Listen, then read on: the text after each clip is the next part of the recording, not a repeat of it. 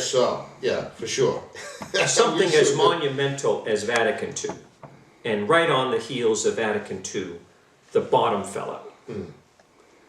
Anybody in business or anybody with any reason would have to say, maybe we should dial back all those changes we made back in the 60s. Yeah, we know that. Anyone with any honesty knows that. It's been a disaster.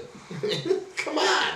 You know, the denial of this, it was like, what did they used to say in the 60s, like with a psychiatrist on a comedy or something, the first sign of getting better is, you know, when you have to admit that you're sick. And that's the first step of getting better. And that's absolutely true, but still we're hearing about the glories and the wonders and the gifts and the bibbidi-bobbidi boo, which is absurd. You know, absurd. The gifts, the broken churches, the broken lives, the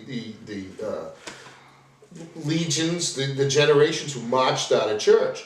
And we know, you and I are the same generation, but our generation is pretty much gone, right? The people who were growing up in the smack dab and the A-bomb of the 1960s and 70s when everything went kablooey, right? And that generation is gone.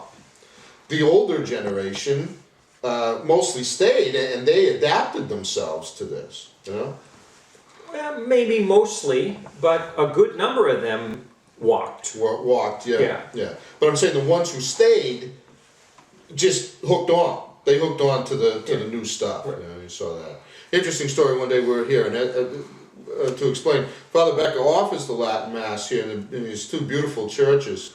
And so I'm in the pews one day. I don't know if I ever told you this story. I'm in the pews one day, time for communion, and there was an older couple. I mean, they must have been at least in their 80s, and they also had another older woman with them, maybe a sister or something. And it was clear that they didn't really belong there. They didn't know it was a Latin Mass, which you see sometimes at Latin Masses where people walk in, and this is a shock to them. And the man, you know, as I said, quite an elderly man, had gotten up to go up, but his wife was refusing. She was, and you could tell that's what was going on. She wouldn't go back there. She didn't want to go to the kneeling and the communion on the tongue. It was quite, you know, sad. Actually, it was sad. That woman had been christened and first Holy Communion and confirmed, married, I'm sure, in the old church, and had known Latin Masses, but since, you know, 1965 or 70 or something, this is all she's known, and she was terrified and angry. Yeah. Right.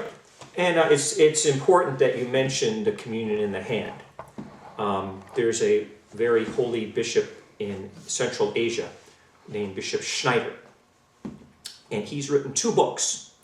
And the theme of both of the books is, we're never going to stop this slide, this collapse, until we get rid of communion in the hand. It's that bad. It has to stop. And we're never going to make any headway. We're never going to stop the hemorrhaging, let alone turn it around, until that stops. And the reason why should be obvious. Why? Because first of all, there's a greater risk of sacrilege and profanation of the Eucharist when it's put into someone's hand. They can much more easily take it and bring it to their Wicca practices, their occult. And we've seen this masses. many a time on eBay or what have you. This is common. Exactly. But beyond that, the particles of the host can easily break off and wind up on the floor where people are stepping on our Lord.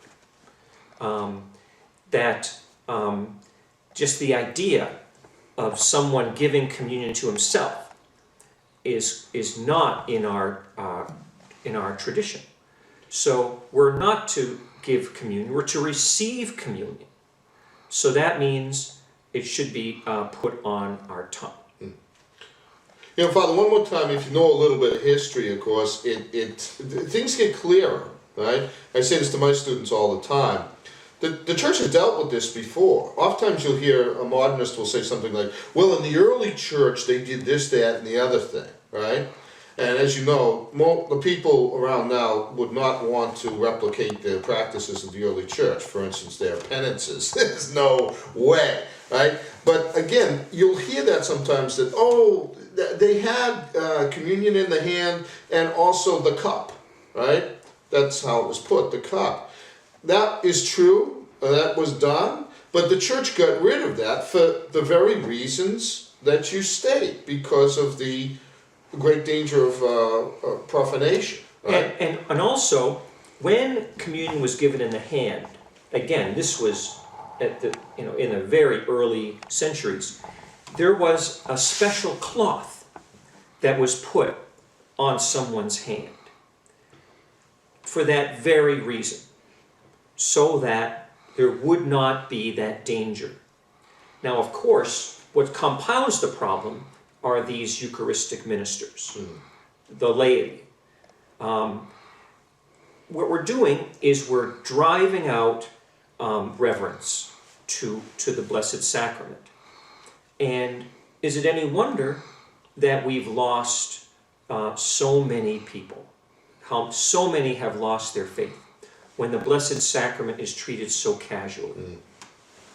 It's not only is any wonder, it's absolutely predictable. I mean, how else could you do that? I've probably told you a story before. I remember many years ago, it might have been the last time I was at a Novus Ordo Mass. I went with some people to a Christmas Mass, and there was a guy there, big fat guy, wearing a red jacket, trying to look like Santa, I guess, and he's flipping out the hosts, and he's got a great big Mason's ring on.